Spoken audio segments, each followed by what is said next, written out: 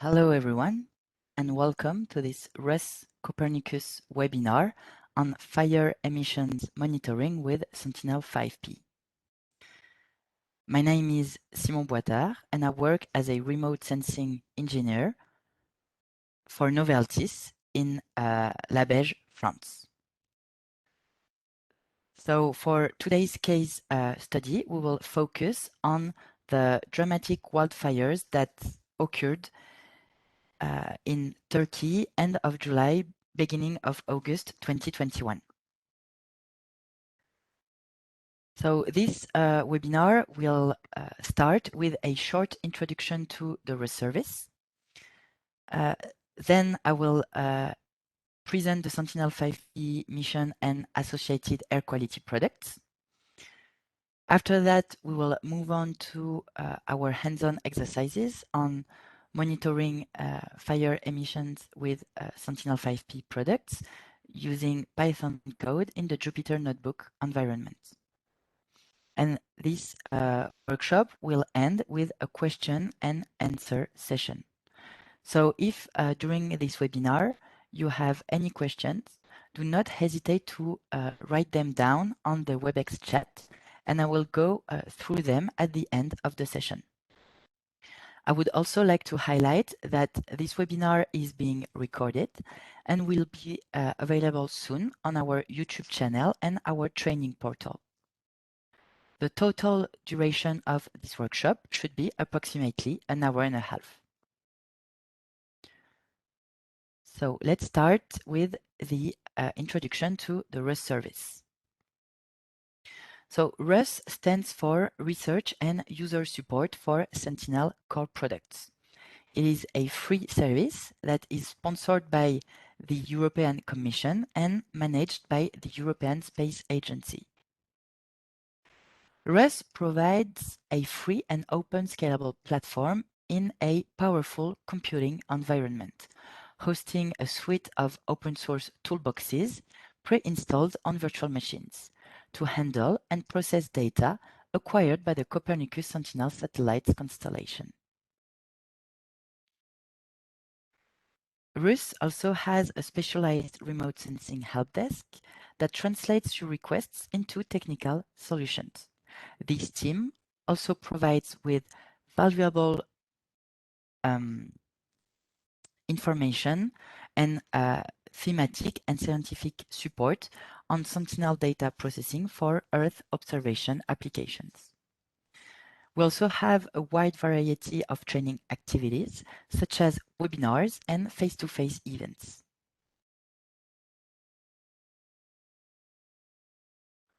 RUS is also accessible through two main interfaces.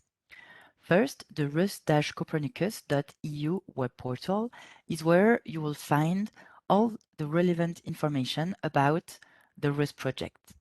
There, you will also be able to create an account and apply for a RUS service. There is also our rus-training.eu portal. So this portal is where you will find all the useful information about our past and upcoming training events. The RUS project also has a YouTube channel that hosts all of our previous webinar videos. So the RUS project has been operational for more than 4 years now, and more than 50 webinars have been released. So I see if after this webinar you want to broaden your knowledge on Sentinel data processing for Earth observation application, I highly advise you to visit our YouTube channel, as I am sure that you will find additional videos that are extremely relevant to your work or your studies. Okay, so this being said about the RUS service, let's now move on to the presentation of the Sentinel-5P mission and its related air quality products. So, according to the European Environment Agency, poor air quality results in 400,000 premature deaths in Europe per year. It means that 1 in 8 deaths in Europe is linked to air pollution.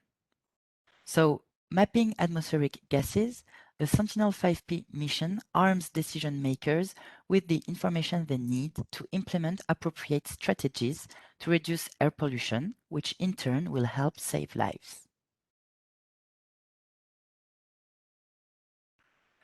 So the main objective of the Sentinel-5P mission is to provide global information on a multitude of atmospheric trace gases, aerosols, and cloud distributions affecting air quality and climate.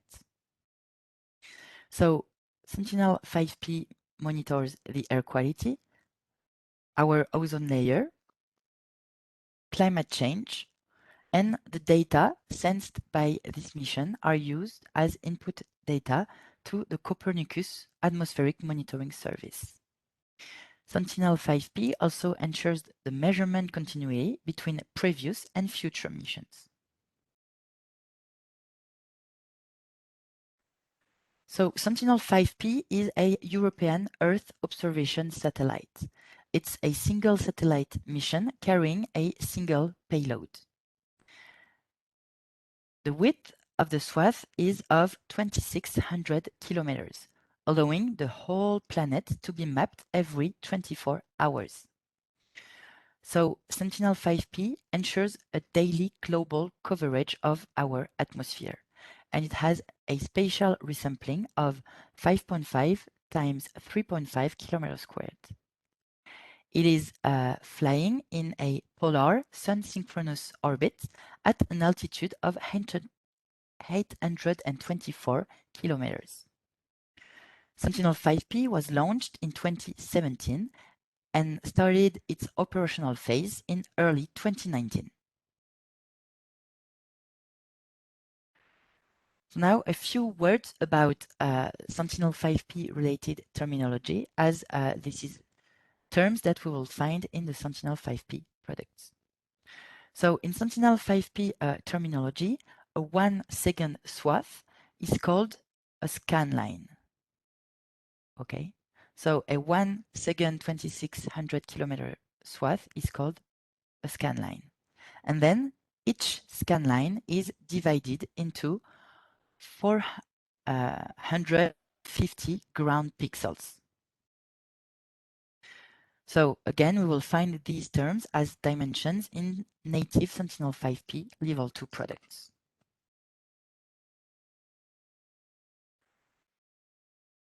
So Sentinel-5P carries a single instrument called the Tropospheric Monitoring Instrument, or Tropomy.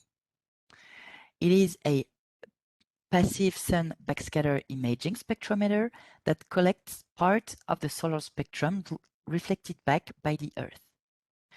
This sensor has a large spectral range for a large number of trace gas species detections. So it has different spectral bands spanning from the UV spectrum to the shortwave infrared spectrum, allowing to quantify a wide variety of atmospheric gases, such as ozone, sulfur dioxide, formaldehyde, nitrogen dioxide, aerosols, clouds, methane, and carbon monoxide. So now some information about the Sentinel-5P products. So 2 levels of products are freely available to the users. So each product is distributed as a single NetCDF file. So first, there are the level 1B products that contain the geolocated and radiometrically corrected top of atmosphere Earth radiances for the 8 spectral bands as well as solar irradiances. They also contain auxiliary data such as timestamps, geolocation, quality flags, instrument features, and bandwidth. And these products are used as main inputs for the level 2 processors. So the level 2 products are intended to most data users, as they contain the total columns of ozone, sulfur dioxide, nitrogen dioxide, carbon monoxide, formaldehyde, methane, and the tropospheric column of ozone. There are also dedicated products for cloud coverage and UV absorbing aerosol index and aerosol layer height. So in today's webinar, we will work with Sentinel5P Level 2 products. So here is a summary of the Sentinel5P available products. And today we will work with the Level 2 carbon monoxide total column products and the UV absorbing aerosol index product.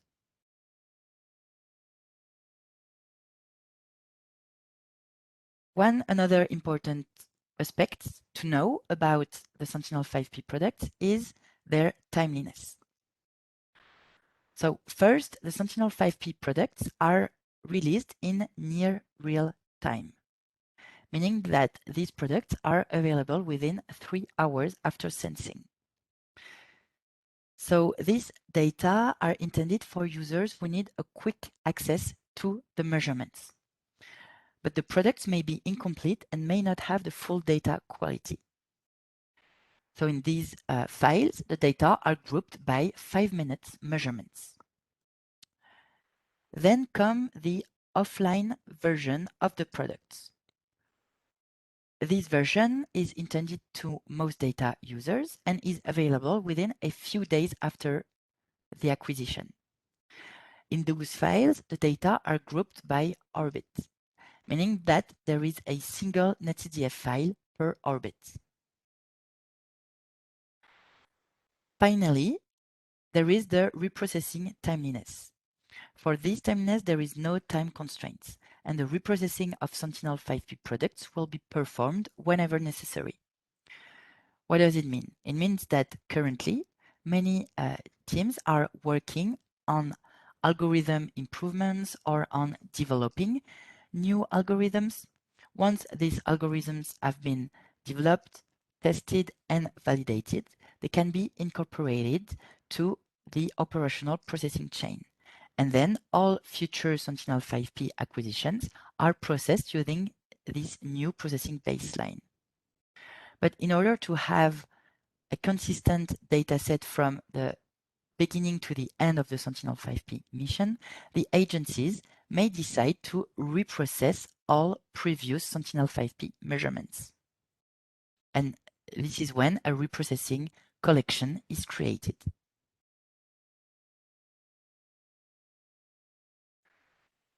Another very useful aspect of the Sentinel5P product is their naming convention. So Sentinel5P products have very long names, but these names contain a wealth of information about the content of the files. So here is a typical Sentinel5P product name. So this name starts with the mission ID. In our case, it will always be S5P. Then comes the processing stream. So near real time, NRTI, offline, OFFL, or reprocessing, RPRO. The two following digits are the processing level of the products, either level 1B or level 2. Then comes the product identifier. So here, carbon monoxide. After that comes a set of 2 dates that are the start and end of the granule in UTC time, where T is a fixed character. So here, this product was acquired on the 27th of July 2021 between 8 a.m. 47 minutes and 35 seconds and 10 a.m. 29 minutes and 4 seconds. Then comes the absolute orbit number, the collection number, the processor version, and the time of processing of this granule in UTC time. So here, the measurements were processed approximately a day and a half after the data acquisition for the offline version of the product.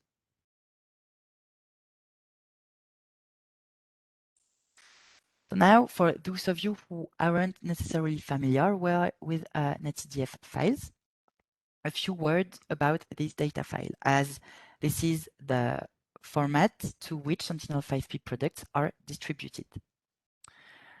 So the NetHDF file format is a very common way of storing multi-dimensional scientific data called the variables, such as temperature, humidity, pressure, wind speed and direction, or atmospheric gas total column. So the NetHDF files are self-describing, meaning that such a file includes information about the data it contains, like when data elements were captured and what units of measurement were used.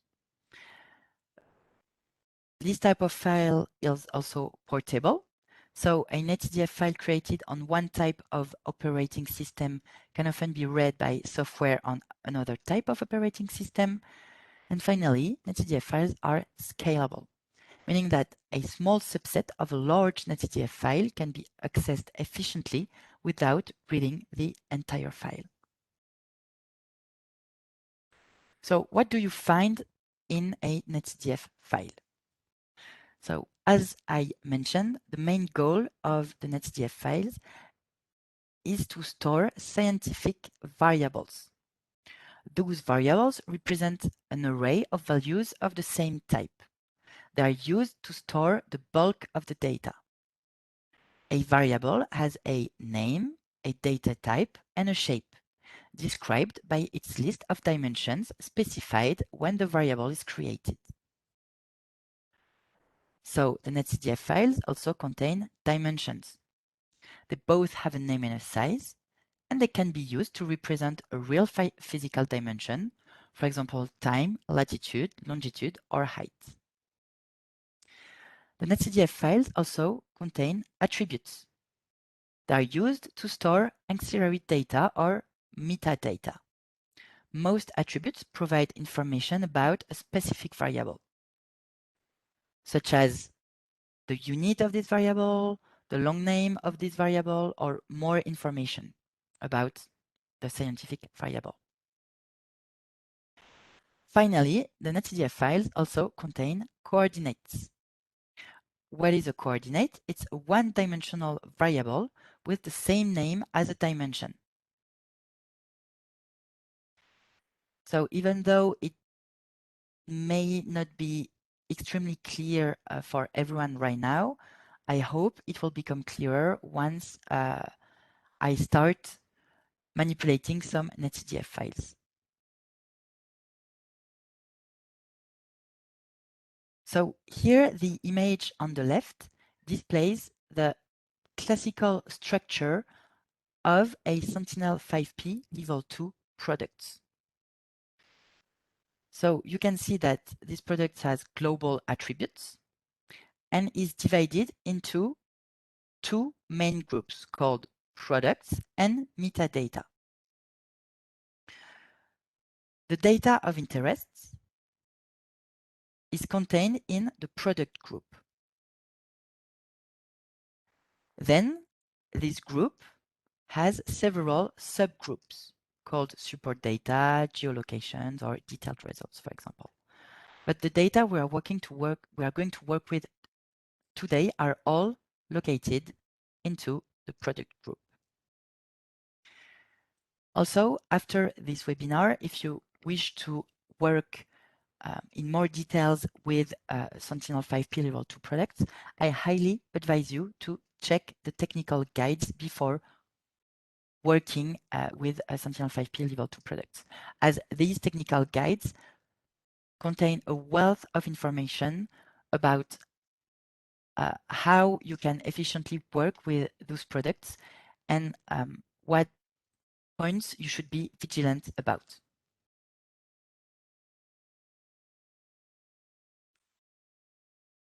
Okay, so this being said, let's now move on to our exercise, which is about monitoring fire emissions with Sentinel5P Level 2 products.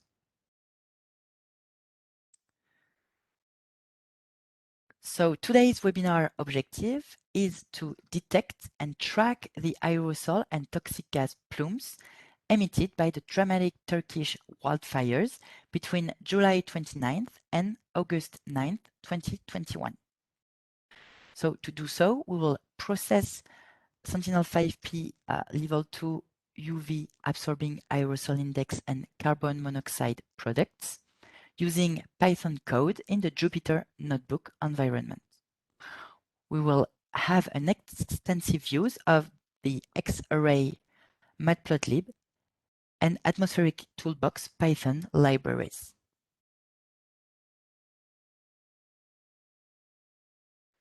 So first, a few words about the available processing tools to work with Sentinel5P data.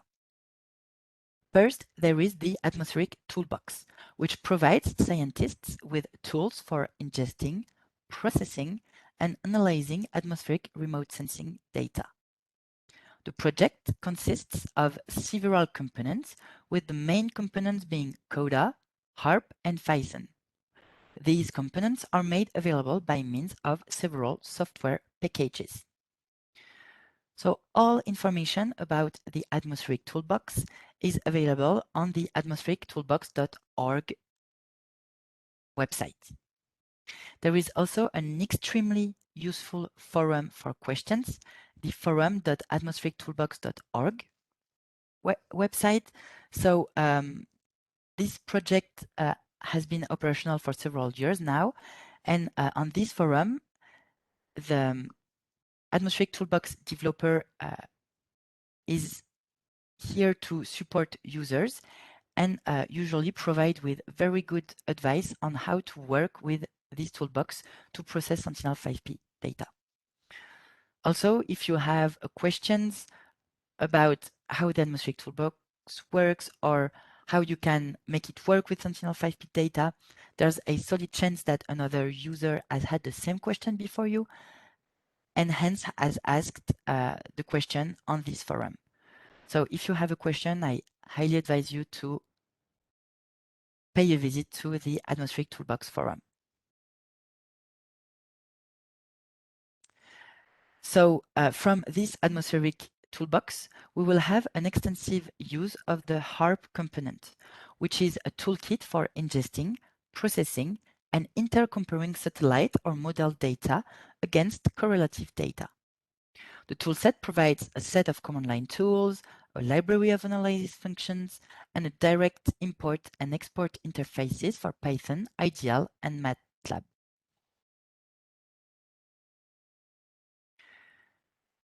Another nice and practical tool in order to explore Sentinel5P products and more generally NetCDF files is the Panoply software developed by NASA. This software plots georeferenced and other arrays from NetCDF, HDF, GRIB, and other datasets. It is a cross-platform application that runs on Mac, Windows, and Linux. So this software is very useful to explore the product. So when you're working with a new Sentinel5P product or with a new NetCDF file, Panoply is the go-to tool in order to quickly check what's within your product, where it is located, etc. But Panoply will not help you to process the products. It's not a processing tool. It's more an exploration tool. But very useful when you are not very familiar with what's within the file you are working with. So if you are new to Sentinel5P Level 2 products, I highly advise you to download Panoply and open a few Sentinel5P products beforehand, before actually processing the products. Finally, you can also use programming languages to work with Sentinel5P data, such as Python, that I will demonstrate today, or R.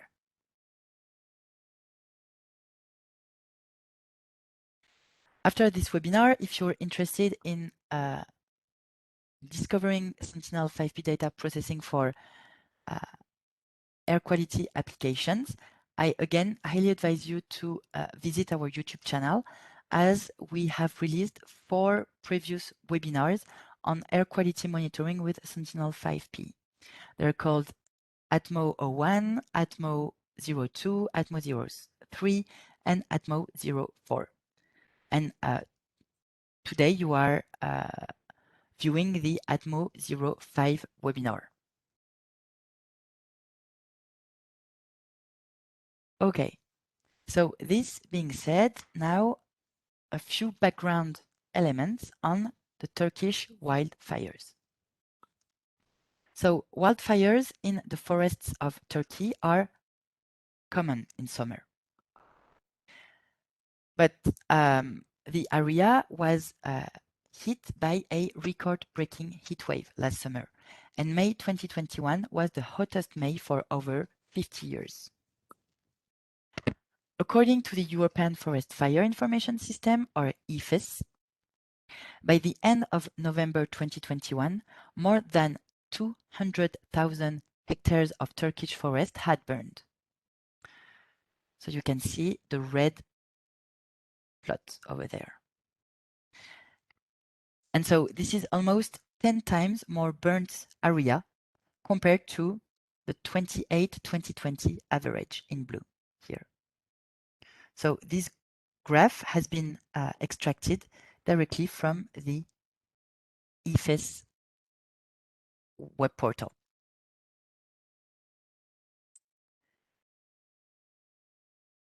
So when this record-breaking heat wave hit the Mediterranean basin in the middle of summer 2021, the measurements that were recorded by Sentinel-5P were of prime interest to detect and assess the severity of the emissions resulting from the gigantic wildfires that broke out at many different locations. These dramatic events lasted for several weeks, ravaged hundreds of thousands of hectares of forests, and released thick smoke and toxic gases in our atmosphere. So these direct emissions of toxic pollutants can have dramatic effects on the first responders and local residents. Moreover, atmospheric transport may carry the wildfire plumes very far away from the emitting sources, which can lead to harmful exposures for populations, sometimes living thousands of kilometers away from the fires. So, monitoring the wildfire emissions and their direction is hence fundamental to implement mitigation plans. So, with its global coverage and frequent time revisits, the Sentinel-5P mission constitutes a privileged tool to accurately detect and monitor the heavy aerosol plumes and carbon monoxide emissions generated by the forest fires. So in this case study, we will look at the aerosol emissions using the UV absorbing aerosol index derived from the Tropomy measurements. So this index is a qualitative index indicating, if positive, the presence of elevated layers of aerosols with significant UV absorption. This index is unitless. The main aerosol types detected are desert dust, biomass burning, and volcanic ash plumes. This index can be derived for clear and cloudy ground pixels. Its major strengths are its global coverage, so whether the sky is clear or cloudy. It's very easy to use, and it allows the creation of long-term climate data records, as this index has been derived from previous sensor measurements.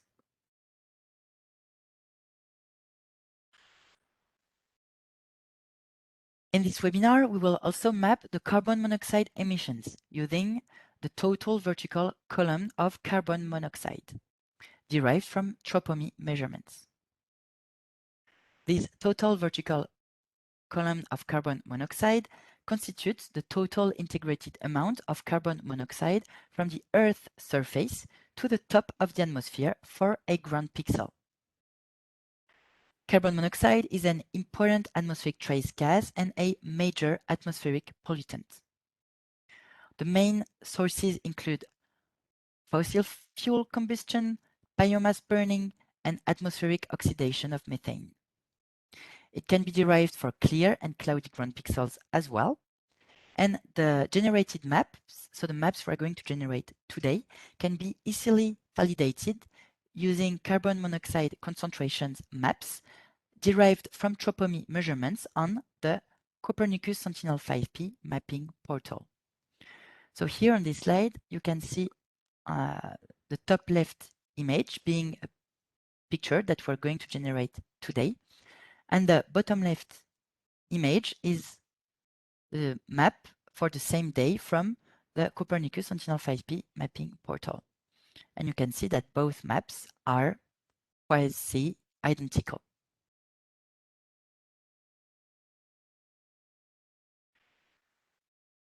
Okay, so the exercise will be split into several parts. First, I'm going to show you how to manually download Sentinel5P data from the Sci-Hub. Then I will present a brief introduction to the Python language and the Jupyter Notebook environment. And then we will actually carry out analysis and processing of level 2 UV absorbing aerosol index and carbon monoxide Sentinel5P products. We'll start with a single product exploration and visualization with Xarray. Then we will process multiple products with Harp to create daily maps. And finally, we will generate an animation of the aerosol and toxic gas plumes that were emitted by the wildfires from multiple daily maps. Okay, so the following part of this webinar will be carried out on a RUS virtual machine. So this is the typical desktop of a RUS virtual machine. So first, if you want to manually download Sentinel5P products, you should open a web browser, so either from a RUS virtual machine or directly from your computer. And then you should go to the following website, the scihub.copernicus.eu web portal. So this is where all Sentinel products are freely distributed. So here on the Open Hub, you will find Sentinel-1, Sentinel-2, and Sentinel-3 land products. But Sentinel5P has its own dedicated data hub called the Sentinel5P Pre-Hubs Hub. So this is the hub we are going to use today. So Sentinel products are freely available to the users, but you still need to create an account in order to access all of this data. So in the case of Sentinel5P, there is a single account for every users, and the login and passwords are S5P guests and S5P guests. And login. So at some point, the Sentinel5P products will be moved to the main data hub, but for now, it's on its own dedicated data hub. So in this guide, we describe the procedure to manually download the Sentinel5P aerosol images for the time period spanning from July 29th to August 9th, 2021. And later in this webinar, I will show a useful method to retrieve the products automatically following user-defined criteria. But it is still important to know the functioning of the Sci-Hub graphic interface, as it offers a nice display of the geographical hold of the products, as well as a convenient way of exploring the files without actually downloading them. So when you are on this Sci-Hub map, you can move the map using your mouse and zoom in to Turkey. So going a little bit slow. So you can zoom in to Turkey. Okay. I zoomed in too much.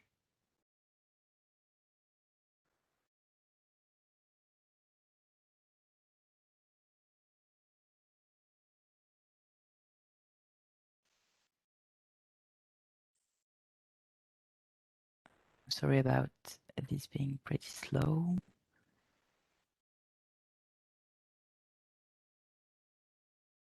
Okay.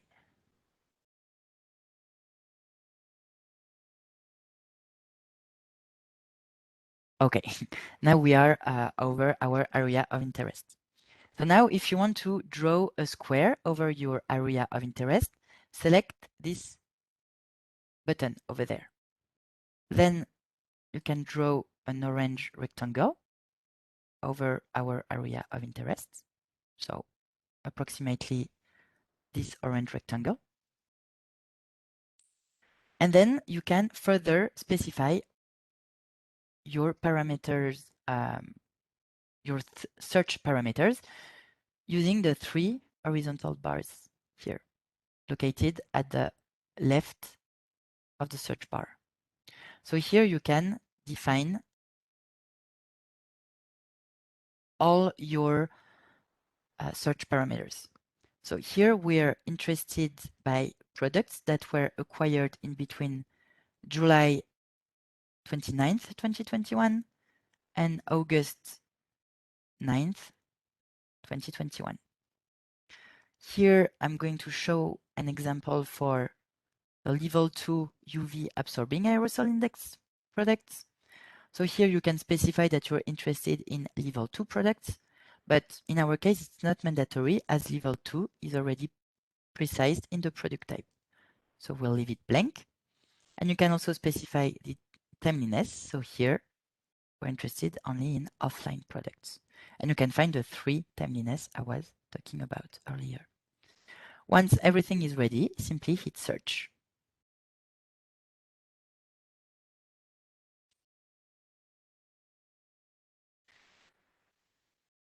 So in this case, the search returns 24 results. It may vary by 1 to 3 products according to the exact area of interest you find. As much as here we have defined the orange rectangle significantly bigger than our. So then you can also see the geographical hold of each product in purple. So you can see here that a single Sentinel5P product covered a full pole-to-pole half orbit. Then you can explore a little bit more the content of each product by hitting the little I here, view product detail. And you can see here the actual geographical hold of each product. If you want to download manually all products one by one, you can simply hit the little download arrow here and hit save file. Then the products will be downloaded in the RUS folder of your VM. It's being downloaded right now. Once it's being downloaded, once it is downloaded, you can move it to shared training ATMO05 fire emissions Turkey, which will be our working directory today. The original folder will contain all our input data. So here, 2 folders, S5P, AER, AI for the UV absorbing aerosol index products. So here, all products have been downloaded ahead of this training session, and the same for the carbon monoxide products. Then all results of our processing will be stored in the processing folder. Again, 2 subfolders by type of products. And then here I will explain what these folders are for later. And finally, in the aux data folder, you will find the Jupyter Notebook that we will use today, the dhsget.sh program that we will use to automatically retrieve data from the Sci-Hub, and a YML file called ATMO05 that we will use to create a Conda environment for our Jupyter Notebook. Okay, so now that you know how to manually retrieve Sentinel5P products from the Sci-Hub, let's now move on to our Jupyter Notebook.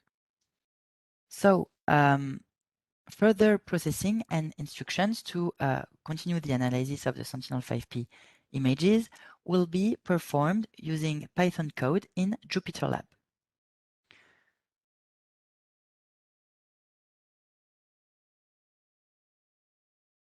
So we will open Jupyter Lab by launching it from a specific Conda environment that is provided to you. To do that, we need to first open a terminal from Application, Accessories, Terminal. From there, we need to create the Conda environment that we are going to use today. So what is a Conda environment? It's basically a Python environment where you install all the libraries that you will need to carry out your analysis. So here with the training kit, you will be provided with the setup file. And so you can simply execute this command line within the terminal to trigger the installation of the Conda environment. Here, I'm not going to execute it because the environment is already created on the virtual machine. Once this ATMO05 Conda environment is created, you just need to activate it with the following line, Conda activate ATMO05. Press enter. And now you can see that when we were in the base environment before, we are now in the ATMO05 environment. From there, you can simply launch Jupyter Lab. Be careful here, Jupyter Lab in 2 words with a Y here. Press enter. And then a Jupyter instance automatically opens in your web browser. So here you have a file browser, so you can navigate to Shared, Training, ATMO05 Fire Emissions Turkey, aux data, and open the Jupyter Notebook that contains all the Python code necessary to processing Sentinel5P data. So let's open the Jupyter Notebook. So for those of you who are not familiar with Jupyter Notebooks, they are a very convenient way of teaching Python processing, as they contain code cells for code execution and markdown cells that allow to display picture and textual explanations. So here to execute a code cell, you can simply hit the little play button here, or use the keyboard shortcut Shift Enter. This is the way I will be using during this webinar. And if the kernel stops working, you can use the little refresh button here and execute your cells from the beginning. So what will this notebook consist in? So first, I'm going to show you how to import the Python libraries. Then we will study the aerosols emitted by the Turkish wildfires. So how to automatically download Sentinel5P data, explore and visualize one HDF file, and then create an animation of the emitted aerosols. And then we will do the same for the carbon monoxide. So here is a short introduction about Turkish wildfires and Sentinel5P data. It contains the information I've already presented you earlier during this webinar. So I'm not going to spend too much time on that. So this notebook will guide you through assessing the atmospheric impacts induced by the gigantic wildfires that broke out on the southern coast of Turkey between July 29th and August 9th, 2021. And to this end, we'll process Sentinel5P level 2 aerosol and carbon monoxide products. We will do it by using X-ray and the specifically designed atmospheric toolbox. So the exercises will be implemented using Python code that can be found in this Jupyter Notebook. So the code can be reused from a command in line prompt or in any standard Python integrated developing environment or code editor.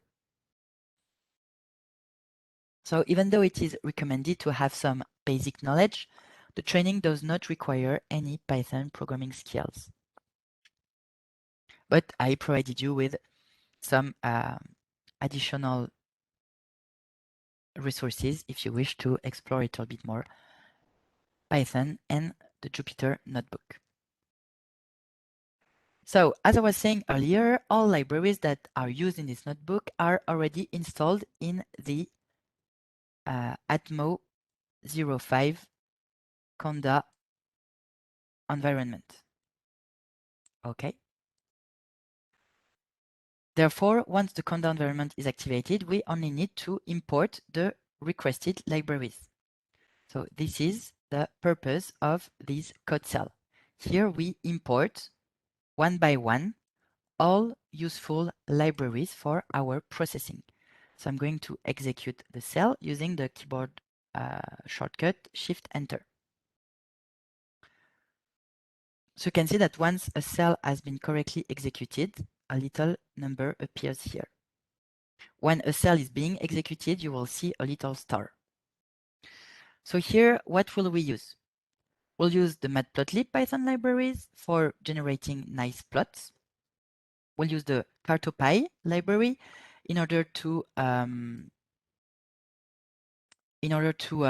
generate maps and add map background to our plots. We'll use Xarray to open, read, and process HDF files. We'll use Python to carry out scientific data manipulation, and we'll use Harp, which is the Python interface of the atmospheric toolbox. Okay, so let's start by assessing the aerosol load emitted by the Turkish wildfires. So the aim of this part is to generate an animated plot from Sentinel5P level 2 aerosol products showing the dispersion of aerosols emitted by wildfires in Turkey from July 29th, 2021 to August 9th, 2021. So I have already shown you how to manually download Sentinel5P products one by one, but it is also possible to retrieve this data automatically, which is very useful when users need to download a large amount of products or download products on a regular basis. So to automatically retrieve our input aerosol products, we will use the GSGap.sh script that I briefly mentioned earlier. So the script has been downloaded ahead of this webinar and is part of the training kit. So it's a short program that can be run via a simple command line, and it searches for products based on several options that allow you to specify your search criteria. So in this training section, we are going to use the following options. So the login option, for example, -D, to specify the Data Hub service to be pulled. So here, the Sentinel5P Hub. The username and password. Then we're going to specify the search query options. So -m for the mission name, the sensing start date, sensing end date, so July 29th, 2021 and August 9th, 2021. The coordinates of our area of interest, the product type we're interested in, the processing level, and the download option. So where to download the products and what to download. So here, the products. So you can find additional information about all the options and further examples within the GSGap script and on the website. So this cell shows you how you can use the GSGap script to automatically retrieve products from the Sentinel5P pre-operational data hub. So here we use an exclamation mark in order to execute a command line from the notebook. So we call the script, we set the various useful options. So here, which data hub, the credentials, the missions, the dates, the area of interest, where to download the product. So here we have commented the dash little o option so that the download doesn't actually trigger. Okay, we have, in order to spare time in the demonstration, we have downloaded all input data beforehand. Okay, but later on, when working with this notebook, you should uncomment and execute the cell. Okay, so here I'm going to execute. So you can see that the cell is being executed, little star here. Here, the execution is over. And you can see that, again, 24 products were found. Okay, and those are the same products that we manually found earlier.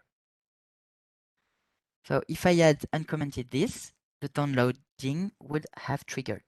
Here, it just displays the list of products. Okay, so once all input products are downloaded, let's explore one HDF file.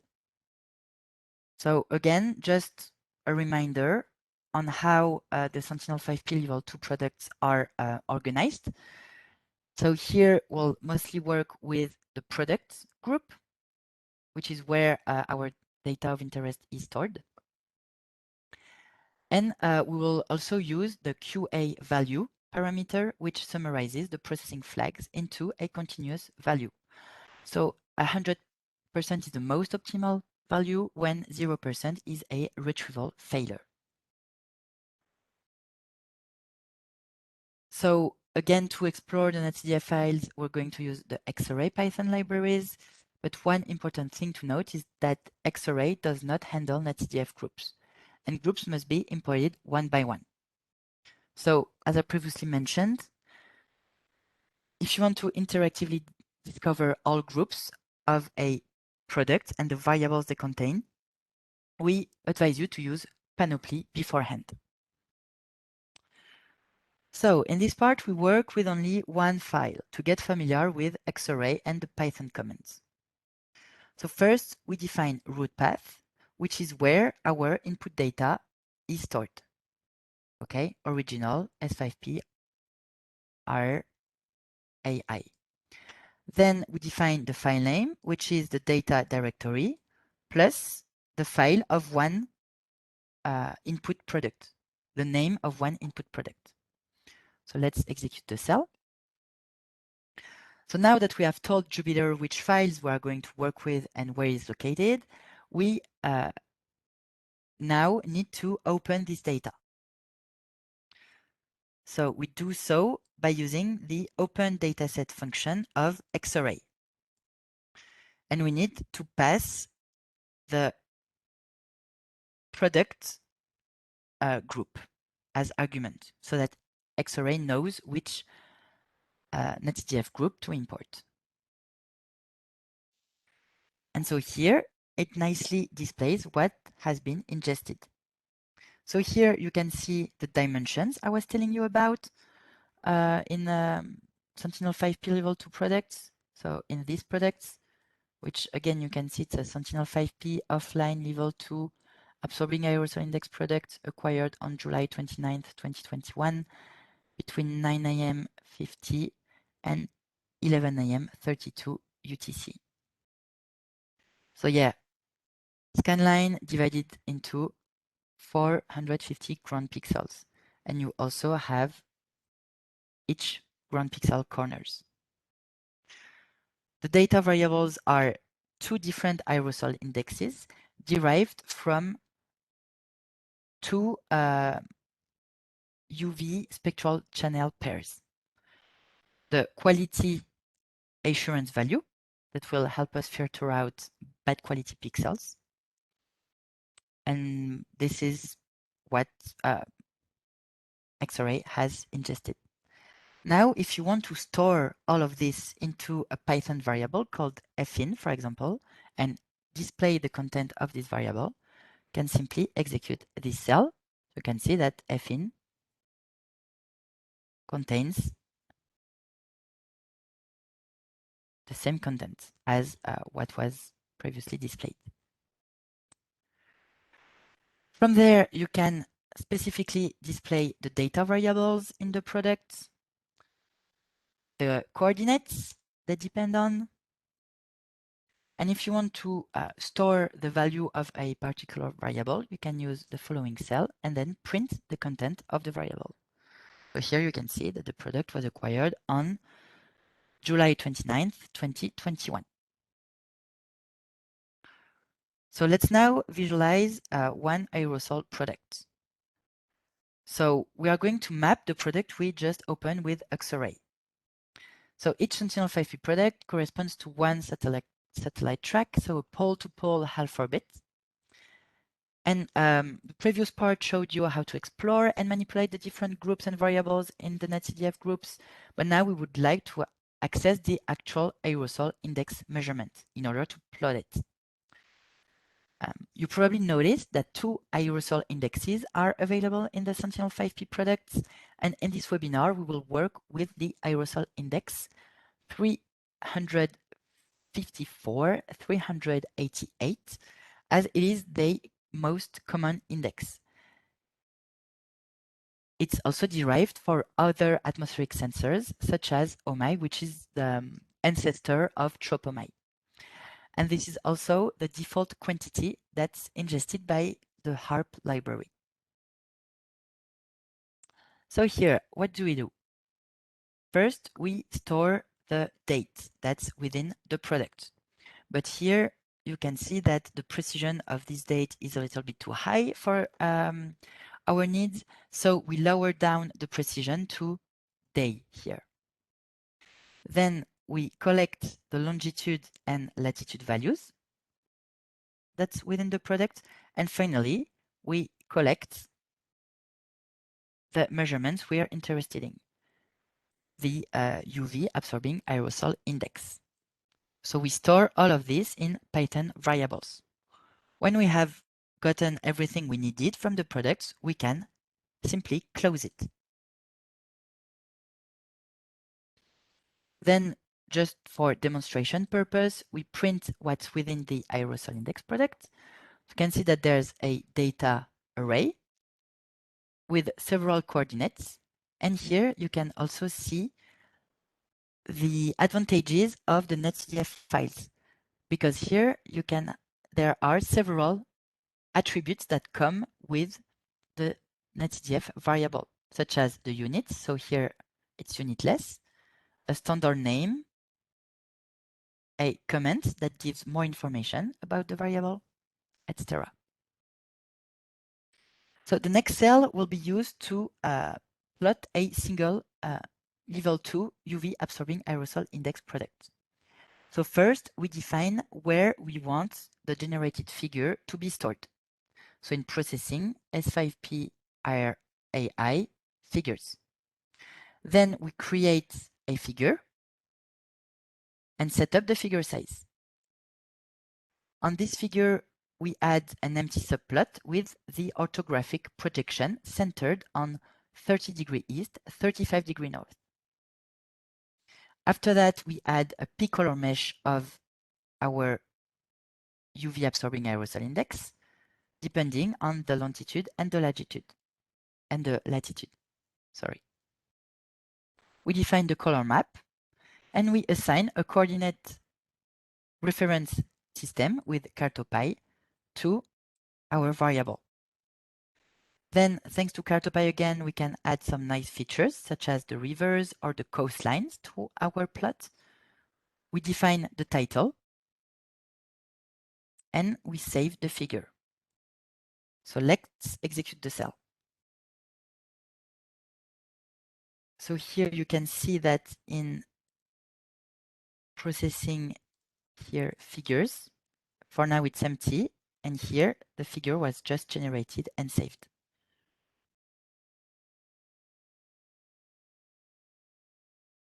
So here we have just mapped one raw Sentinel-5P level 2 UV absorbing aerosol index products.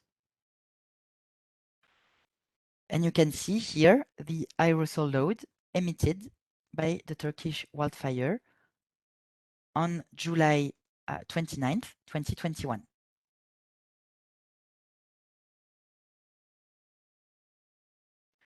Okay, but on this product, we haven't applied any kind of pre-processing. As I was mentioning, different indicators like the quality insurance value introduced above come with the data and describe the context of the measurement. And also, mapping only one product at a time offers a very limited interest. Users are usually more interested in getting all available samples over their region of interest for a given period of time in order to identify trends or punctual phenomena. So the next part will describe how to spatially and temporally filter and reproject Sentinel5P products, and how to keep the best quality pixels, and how to merge several single track products into one. So these exercises will rely on the atmospheric toolbox and more particularly on its Harp component. So in this part, we'll work with the 24 Sentinel5P Level 2 aerosol index files that were acquired over Turkey in between July 29th, 2021 and August 9th, 2021. And I showed you how to automatically download those products. So the files need to be cropped and merged together in order to focus on our area of interest. So here we're going to present one way of merging Sentinel5P level 2 products into gridded level 3 averaged products. So we'll apply the three following steps. First, we'll pre-process the products. Then we will merge these pre-processed products all together. And finally, we'll visualize the generated time series. So at the end of the processing, we will end up with files having the following characteristics. A common grid in between 22° east and 38° east with a ground resolution of 0.02 degrees.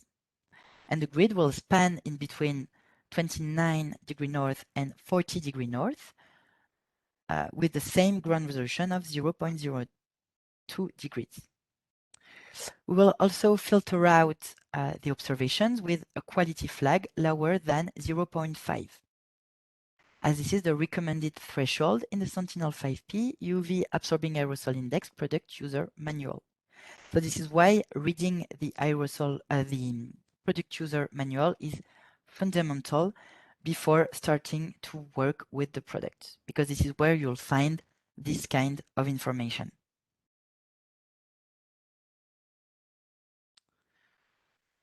And as we are going to study a broad area that is covered by several Sentinel5P orbits, we'll need to create daily products out of the single orbit files for each day in our time period. So let's begin with the input products pre-processing. To do so, we'll use the Harp Python interface and the Harp import product function. So generating level 3 products from level 2 products can use a lot of computing time when working with many input files. So pre-processing the files before merging them can greatly optimize the performance. So for that, we're going to use the import product function on each Sentinel5P level 2 aerosol file to remove the variables we're not interested in and crop the full orbit files to our area of interest. This way we'll work with much lighter aerosol products. So one thing to be aware of is that Harp uses a standard naming convention, which may change the names of the variable in the original file.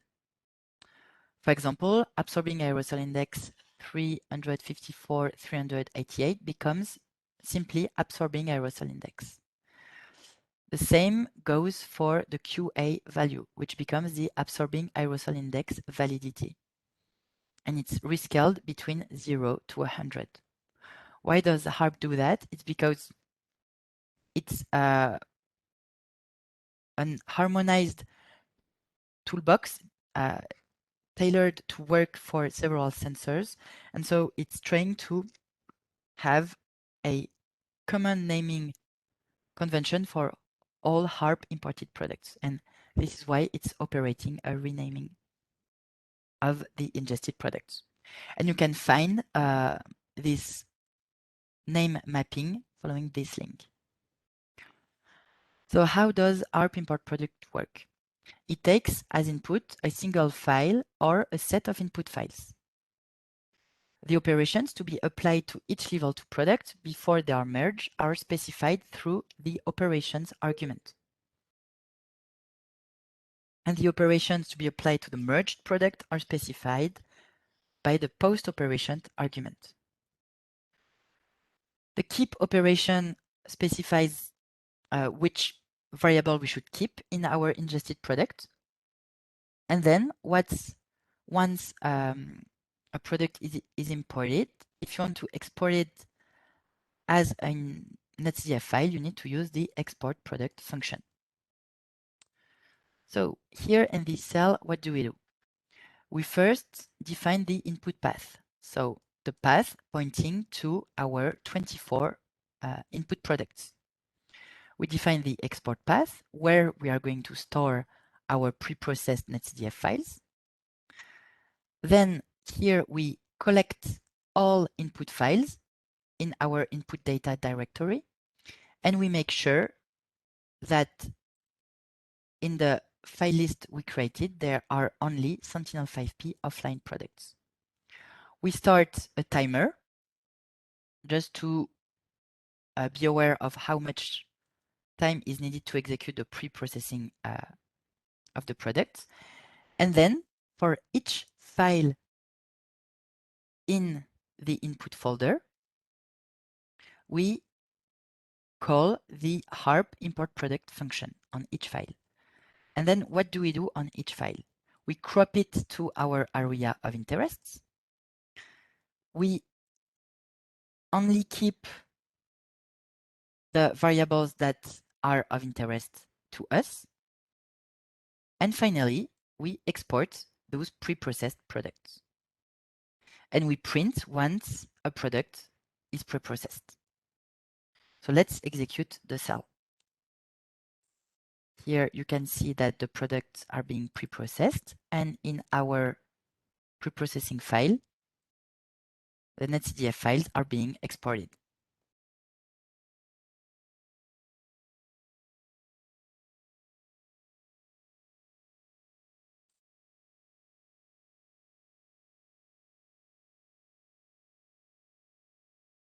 Okay, so it does that for the 24 files. And so here we've only spent 27 seconds to pre-process 24 files, which is pretty good. So now that those files are pre-processed, we can merge them all together.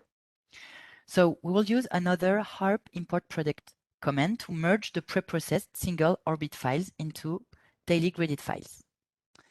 So this is where we're going to use the bin spatial operation to map all time samples, so the scanline ground pixels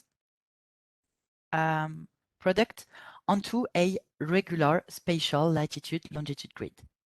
So bin spatial can operate in two different ways. If only the latitude and longitude center coordinates of the ground pixel are in the product, bin spatial performs an average of all values whose center point falls into the defined grid cell. This is the green box below. But the Sentinel5P products provide with the latitude and longitude bounds. So in this case, bin spatial will proceed to an area-weighted average based on ground pixel areas and grid cell intersections. This is the purple box below. So to use the bin spatial operation for the Sentinel5P products, you have to specify the latitude and longitude resolution. The latitude and longitude resolution. Where does your grid start in latitude and in longitude? And how long is your grid? How many cells do you want? So for example, in our case, we want to start the grid at 29 degree north and end the grid at 40 degree north with a resolution of 0.02 degrees. So it means 550 bins. And the same is done for the longitude. After that, we also use the derive command. And it's used to derive the latitude and longitude center coordinates of the pixels, which are usually needed in order to make a plot of the aerosol index. Finally, the bin operation is used in the post operations to average each of the lat-long grid cells over time. Because when we are merging several Sentinel5P files all together with Harp, they are piled up along the time dimension. So for example, if we merge two products together, there will be a time dimensions equal to 2. So we use the bin operation in order to just average those products over time. And then finally use the squash operation in order to remove this artificial times equals 1 dimension and end up with properly georeferenced products. So here, as our time frame spans from July 29th to August 9th, in order to be able to loop over the dates and automatically generate figures, we need to define the two following arrays. So the dates containing the series of dates and the dates title that contain the series of dates in a more human readable data format.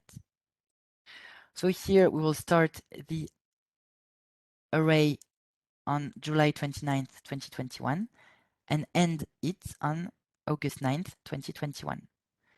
Here we want to generate daily plots, so we set the step to 1 day.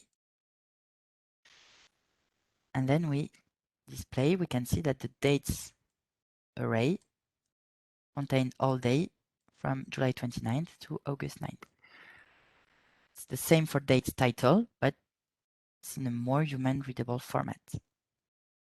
Then we loop over our dates. We collect all pre-processed files for the current day,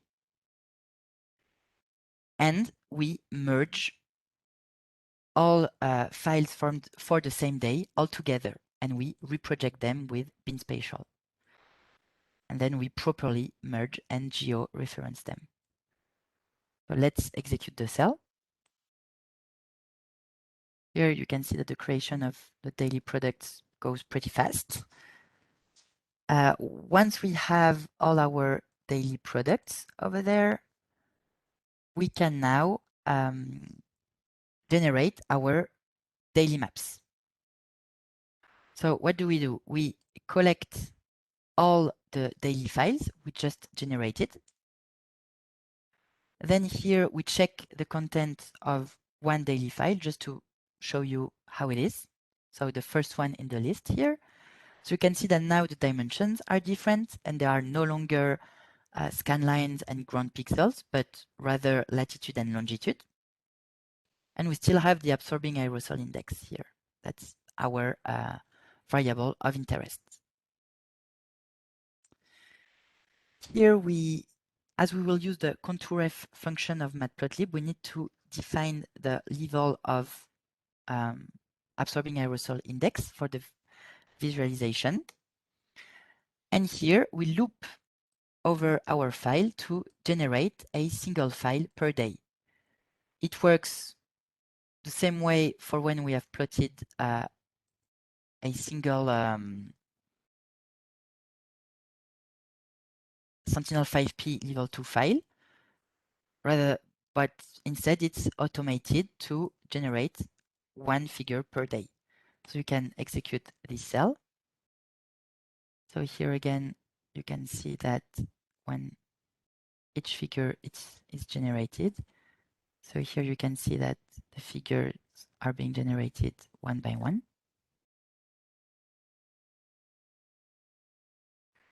And when we have all individual daily figures, we can now generate a little GIF image.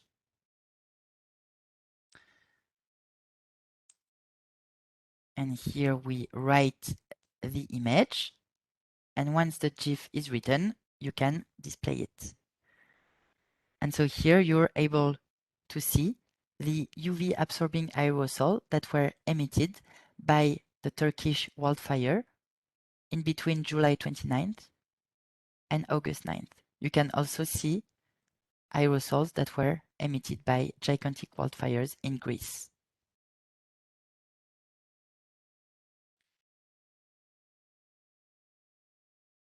So now I'm going to go very briefly over the carbon monoxide part. So the wildfires they emitted other types of pollutants than aerosol, and they also emitted carbon monoxide.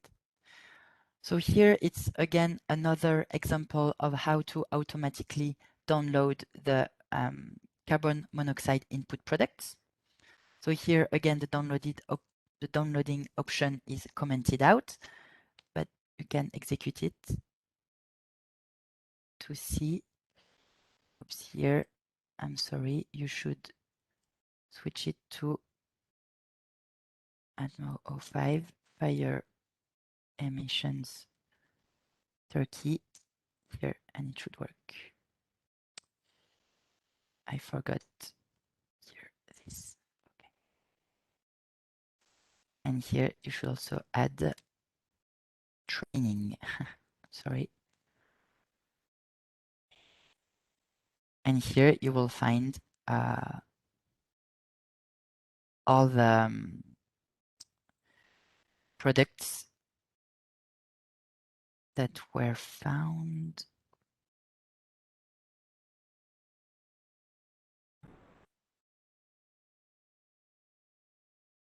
Well, here, I'm sorry, I let it a little mistakes on the notebook. Maybe it will work better now.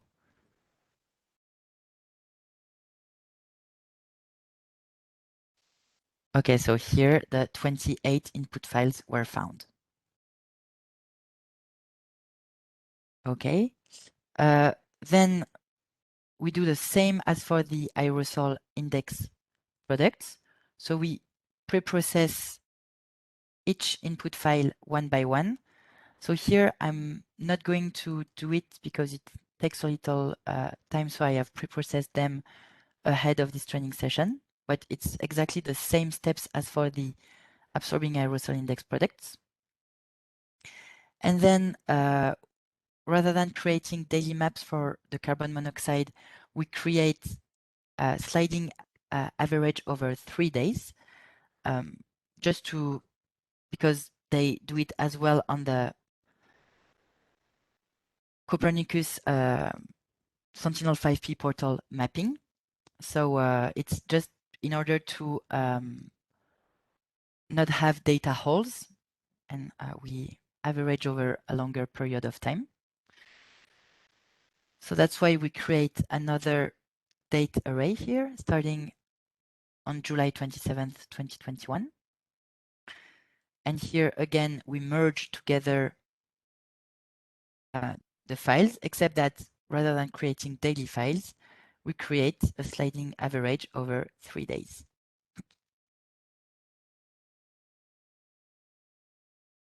After that, we define a little plotting function that's exactly the same as for the UV absorbing aerosol index, except that the level changed here. One thing that I maybe forgot to mention here is that when we ingest the products and pre-process them, we convert the carbon monoxide total column to carbon monoxide column volume mixing ratio in particle per billion volume, which is a very common unit that is used to mention carbon monoxide concentration in our atmosphere. So here we create a little function. And finally, we will create 3-day average map out of our files. And we just simply call the function here that we have created.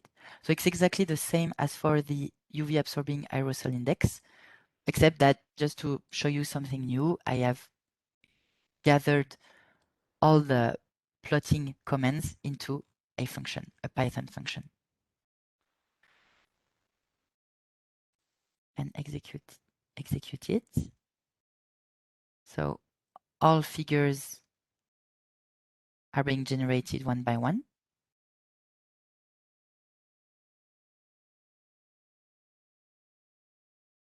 And once all individual figures are generated, we can merge them together to create an animation.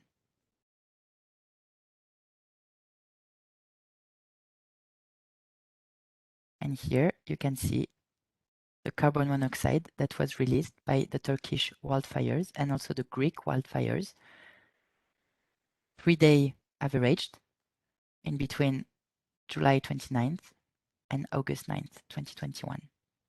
So you can see that on some days, the sun glint has prevented from retrieving data over the Mediterranean Sea. So the hands-on part of this webinar is now over. Thank you for attending this webinar. I hope you found it useful and that you are now ready to process some more Sentinel5P Level 2 products. If you want to request this webinar and replay it and get the Jupyter Notebook code, simply go to the rus-copernicus.eu web portal. You can create an account. Here I already have an account. So once your account is created, you can simply log in. Once logged in, you can go to your training activities and you can request the ATMO05 webinar. And you will get the following training kits here with the Jupyter Notebook, the downloading tool, etc. But you will not get the input data. You will have to download this by yourself by executing the cell. Okay, so now this webinar is over and I'm going to move on to the question and answer session. And thank you for your attention.